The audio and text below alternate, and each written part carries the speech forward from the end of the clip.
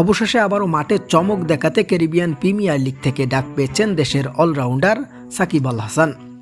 প্রায় 2 বছর পর আবারও এই লিগটিতে হতে যাচ্ছে বাংলাদেশি তারকাদের পদার্পণ, যেখানে ইতিপূর্বের ম্যাচগুলোতে সিপিএল এর ইতিহাসের সেরা বোলিং ফিগার ছিল বাংলার এই তারকার।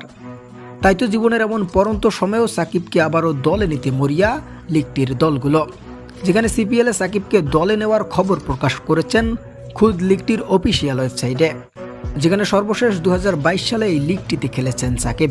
এবার প্রায় 3 বছর পর ক্যারিবিয়ান এই লিগটিতে আবারও খেলতে উদ্বুদ্ধ বাংলার এই তারকা।